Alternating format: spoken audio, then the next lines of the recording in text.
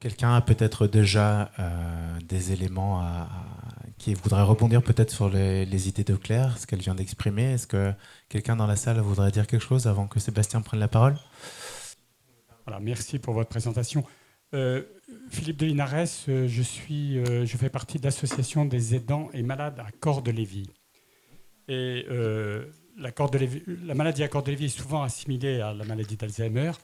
Ma question est, est-ce que dans votre public, vous avez des publics homogènes ou est-ce que vous mélangez, si je puis dire, les patients et vous arrivez à prendre en compte la réaction des patients qui ont des pathologies très différentes, avec des réactions qui peuvent être très différentes. Comment vous traitez cette question-là? On mélange complètement. En fait, nous, l'objectif, en tout cas, du service culture, c'est vraiment de prendre en compte la personne. Et donc, on va partir, en fait, du souhait. Alors, du souhait exprimé ou recueilli auprès des proches ou des soignants ou des professionnels pour permettre à la personne de participer à l'activité. Mais en aucun cas, on va choisir en fonction, en tout cas, de la pathologie en premier lieu. Après, on tient compte, avec la connaissance de la personne, de sa capacité à participer, on l'aide, on la soutient, voilà. Mais non, pas du tout. On mélange complètement. Est-ce qu'il y a d'autres questions dans la salle? Oui, je voulais donc rendre compte, en tant que bénévole ayant participé donc au projet Ciné-Mémoire, de tout ce que ça a pu ensuite appeler à moi de réactions. D'une part, je me suis dit que ça participait tout à fait de la Madeleine de Proust et de l'Actor Studio.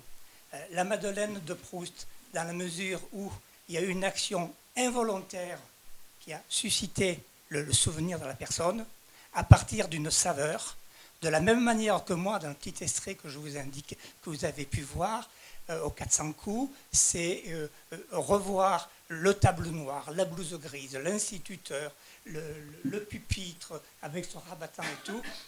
J'ai senti l'odeur l'odeur de la craie. Voilà, donc ça, c'est ce que j'appelle la Madeleine de Proust que vous éveillez. Mais il y a aussi le phénomène de l'acteur studio qui va lui-même se rechercher une émotion qu'il a eue pour la revivre dans le temps présent et tenir vraiment le rôle de l'émotion qu'il doit tenir. Et c'est là, effectivement, où peut se poser la question éthique. Dans quelle mesure, où, autant dans le premier cas, vous laissez la personne, l'émotion sortir, la saveur pour Proust, l'audition, la vue, l'odeur chez moi. Autant par contre, si on va trop loin et si vous profitez ou si vous suscitez vous-même une émotion chez la personne pour qu'elle défile tous ses souvenirs, est-ce qu'on a le droit de faire ça? Est-ce qu'on a le droit de faire ça?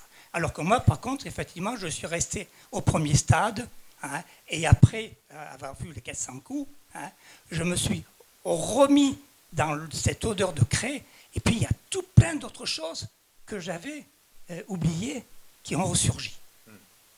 Voilà. Alors, Madeleine de Proust ou Actor Studio, à vous de choisir. C'est vrai que les émotions, elles sont aussi très liées aux facteurs sensoriels. Et c'est ce que vous décrivez ici, et ça vient réveiller des souvenirs très, très concrets, très complets. Et alors, je ne sais pas si... Je vais laisser la parole à Sébastien. Peut-être que tu as des éléments de réponse. Alors, est-ce qu'on donne la parole à Sébastien? Bon alors, merci. Oui, je veux prendre la parole très peu de temps puisque j'ai aussi participé très longuement. Et pourquoi j'ai aimé participer, je tiens à le dire. Benoît le sait, mais j'ai eu ma mère pendant 3 ans et demi qui ne disait plus un mot. Elle n'était pas Alzheimer, elle ne parlait plus, elle ne communiquait plus, même par le regard. Or, nous avons eu pendant la guerre, parce que je viens d'avoir 90 ans, pendant la guerre, nous allions beaucoup au cinéma.